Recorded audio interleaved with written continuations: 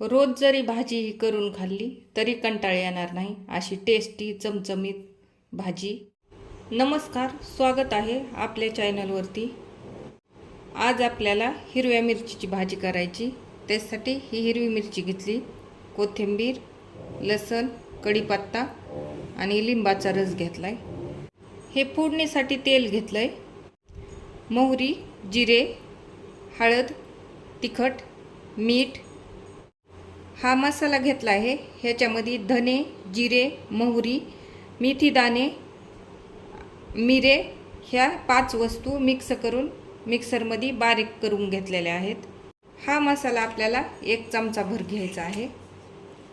हे बघा, 1 फुल चमचा घेतलाय। सगळ्यात अगोदर ह्या मिरच्या जर लांब असतील तर अशा मधून मोडून घ्यायच्यात, 2 तुकडे करून, आणि त्याला असा कट मारून घ्यायचा आहे। हे बघा, असं, हे असं। आणि जर छोटी मिरची असेल तर फक्त असा मधून कट मारला तरी चालतोय।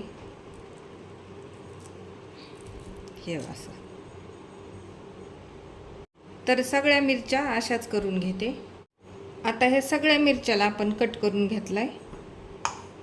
हे लसूण, कढीपत्त्याचे पानं आणि कोथिंबीर मिक्सरमध्ये बारीक करून घ्यायचंय। लसूण, कोथिंबीर आणि कढीपत्त्याचे पानं बारीक करून घेतले।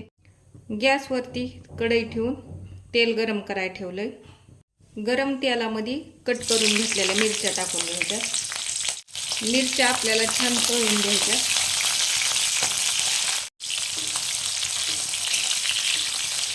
मिरच्याचा कलर बदलला की तळल्या म्हणून समजायच्या। तर आता गॅस कमी करून काढून घ्यायच्या त्या मिरच्या आपल्याला।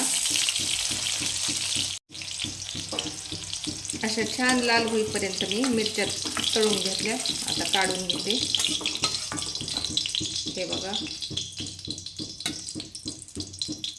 आता त्याच तेलामध्ये मोहरी टाकून घ्यायची।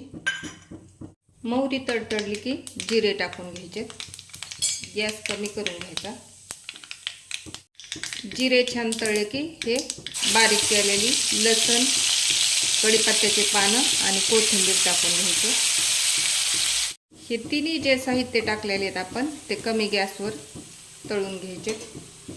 आणि नंतर हळद आणि तिखट टाकून घ्यायचे। लाल तिखट, मिरची जर जास्त तिखट असली तर लाल तिखट नाही टाकलं तरी चालतंय। लाल तिखट थोडंसं परतीलं की त्याच्यामध्ये मिरच्या टाकून घ्यायच्या, हे पहा, आणि मिक्स करून घ्यायच्या। गॅस कमीच आहे। आता कमी गॅसवरच हे लिंबाचा रस टाकून घ्यायचा। लिंबाचा रस टाकला की आपण जे मसाला घेतलेला होता ना तो टाकून घ्यायचा। 1 चमचाभर मसाला घेतला होता तो टाकून घेतला। मिक्स करून घ्यायचं। थोडंसं ह्याला शिजवून घ्यायचंय लिंबाचा रस टाकल्याच्या नंतर। आता लिंबाचा रस आटला की शांत असं शिजत राहते मिरची, तर गॅस बंद करून घ्यायचा। तयार आहे आपली हिरव्या मिरचीची भाजी। तर ही भाजी तुम्ही बिर्याणीसोबत, भातासोबत किंवा पोळीसोबत, भाकरीसोबत खाऊ शकतात। नक्की ट्राय करा।